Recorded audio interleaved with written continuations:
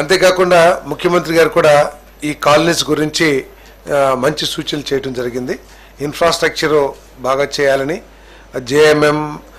JJM అదేవిధంగా అమృత్లో కేంద్ర ప్రభుత్వ పథకాలని ఆసరాగా చేసుకుని ఇక్కడ ఇన్ఫ్రాస్ట్రక్చర్ డెవలప్ చేయాలని చెప్పేసి, అదేవిధంగా ఎస్సీ ఎస్టీ అదర్స్ అందరు కూడా ఈ సోలార్ ప్యానెల్స్ పెడితే వాళ్ళకి ఆదాయం వచ్చే విధంగాను, అదేవిధంగా వాళ్ళకి విద్యుత్ భారం పడకుండాను ఉపయోగం ఉంటుంది.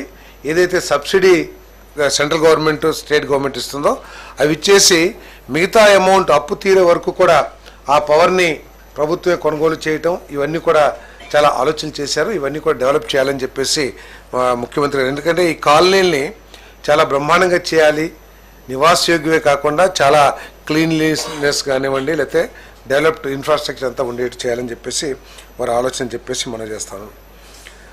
ఆంధ్రప్రదేశ్ రాష్ట్రంలో ఆక్రమణకు గురైన అభ్యంతరం లేని ప్రభుత్వ స్థలాల్లో అర్హులైన నిరుపేదలు 15/10/2019 నాటి నిర్మించుకున్న నివాస గృహాలను క్రమబద్ధీకరించేందుకు చేసిన ప్రతిపాదనకు రాష్ట్ర మంత్రిమండలి ఆమోదం తెలిపింది.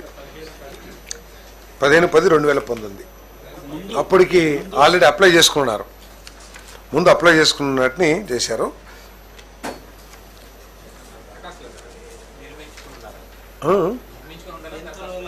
అప్పటికే దరఖాస్తు చేసుకుంటారు, నిర్మించుకుని ఉంటేనే దరఖాస్తు చేసుకుంటారు కదా, వాటరు కరెంటు అవన్నీ ఉంటేనే దరఖాస్తు చేసుకుంటారు. సో వీటన్నిటికీ కూడా కొన్ని నిబంధనలు అమలు చేస్తూ ఈరోజు కొత్త జీవో ఇష్యూ చేయబడుతుంది. పాత జీవోలన్నీ రద్దయిపోయి ఈ కొత్త జీవో అమల్లోకి వస్తుందని చెప్పేసి కూడా ఈ సందర్భంగా తెలియజేస్తాను.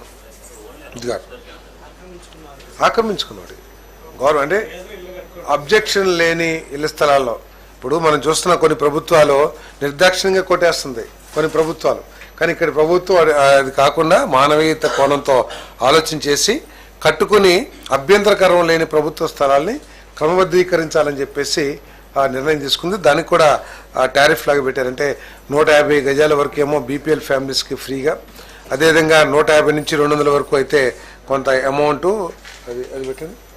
హౌస్ సైట్స్ది కాదు, హౌస్ సైట్స్ కాదు, ఇది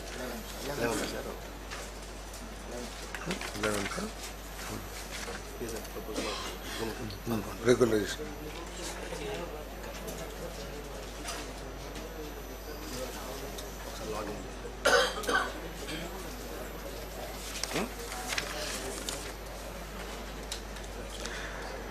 అదేవిధంగా గ్రామ సచివాలయం, వార్డు సచివాలయాలు మనందరికీ తెలిసిందే. 11,162 village secretariats, 3,842 ward secretariats, 3,842 ward secretariats ఇంతకుముందు ఎస్టాబ్లిష్ చేయడం జరిగింది. దాంట్లో 11 మంది విలేజ్ సెక్రటేరియట్లు, 10 మంది వార్డ్ సెక్రటేరియట్లో అలాట్ చేశారు ఎంప్లాయీస్ని.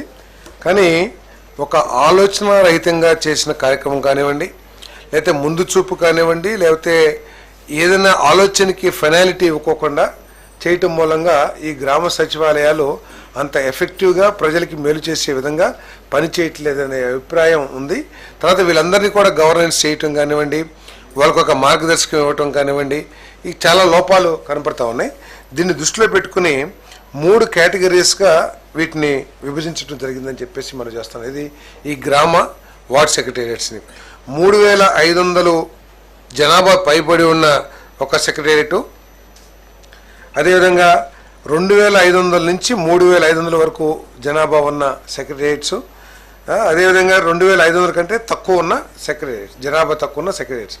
ఈ 3 సెక్రటేరియట్స్ని ఏర్పాటు చేసి 2,500 కంటే తక్కువ ఉన్న జనాభాలో 6గురిని, 2,500 నుంచి 3,500 వరకు ఉన్న జనాభా ఉన్న సెక్రటేరియట్స్లో 7గురిని, 7 మందిని, 3,500 పైబడి ఉంటే 8 మందిని ఈ ఆల్రెడీ అపాయింట్ అయిన వారందరినీ కూడా కేటాయించడం జరిగిందని చెప్పేసి మనం చేస్తాను. నేను